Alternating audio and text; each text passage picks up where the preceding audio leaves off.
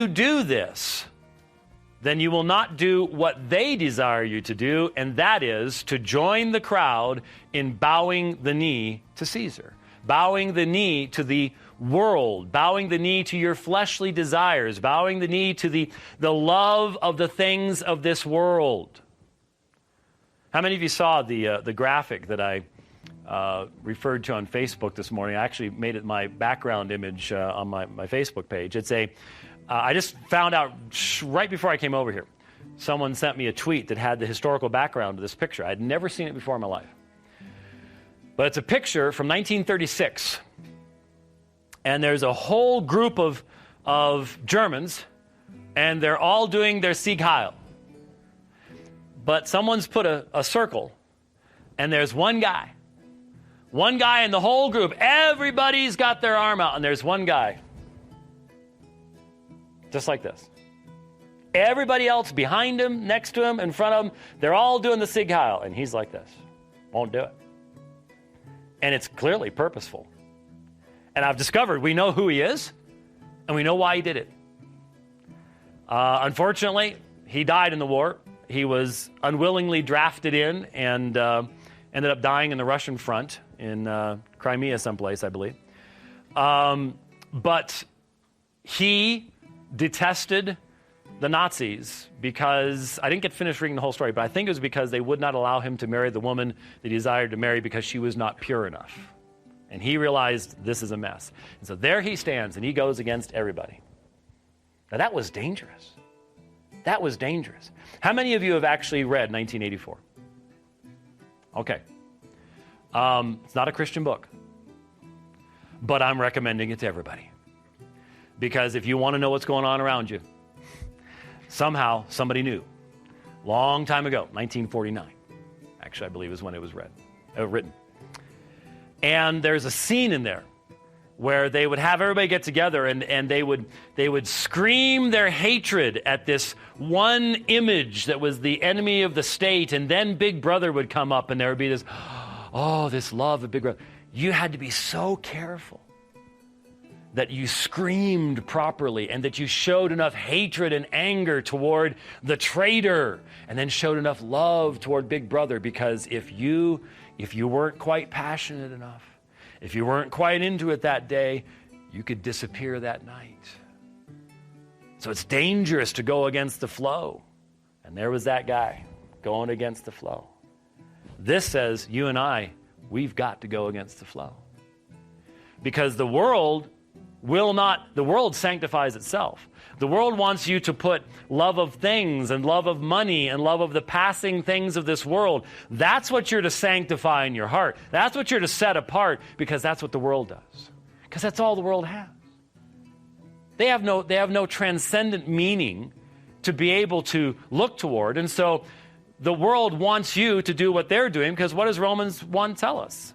People know that people that practice these things deserve death, but not only do they do them, but they do what? They encourage other people to do the same thing. Sin loves company.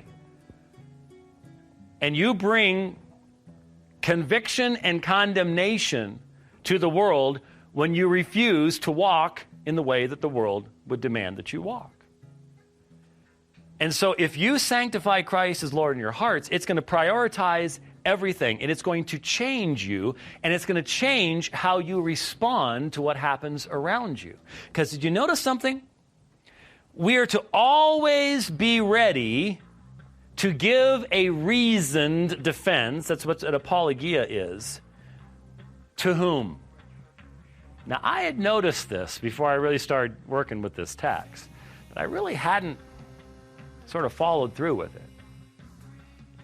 You see, for most apologists, it's be ready to give a defense to everyone that you tackle on the street and hold down, get a back mount on them, put them in a chokehold, and explain to them your great brilliance in understanding the Christian faith. That's not what it says. It's to everyone who asks you a reason for the hope that is in you. Now think about that for a moment. Think about that for a moment. And again, I sort of have to talk to my own apologetics community. How many people would come to me and ask me for a reason for the hopes within me, would they see that I have a hope within me? You see, the first application here is the people who are in your immediate circle, your family, your friends, the people in your community, because there's something about you that causes them to go, hey, something tragic just happened, but you're not responding like everybody else does. You don't respond to death the way the rest of us do. You don't have hopelessness. You don't seem to be in love with things the way the rest of us are. You've suffered a loss. Maybe you lost a job, or you've suffered a physical loss to where you've lost some capacity or ability. You don't respond the way that other people do. Why? You see, the assumption of the text is that you've obeyed the command to sanctify Christ as Lord in your hearts. You've set up that proper godly list of priorities with His Lordship at the top, which then provides all that you need to put the rest in the proper order, and that will inevitably have an impact on how you speak, how you think, how you respond, and how you interact with others around you. Now, it's not going to make us a bunch of clones of each other. We are not clones. God has not called us to be clones of one another. I'm thankful that's the case. I enjoy the wide variety of the body of Christ. And there are some of you that are just so much more naturally gregarious than I am. I am a Scotsman. Have you ever watched Braveheart? Okay?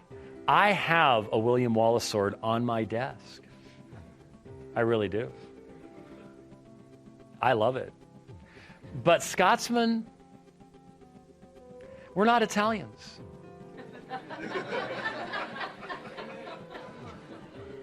We are not Italians. Now, when I first started going to New York and ministering in churches in New York, there are a lot of Italians in the churches in New York. And what do Italians do? Hey! And I'm like, back off, personal space, please, stop, please.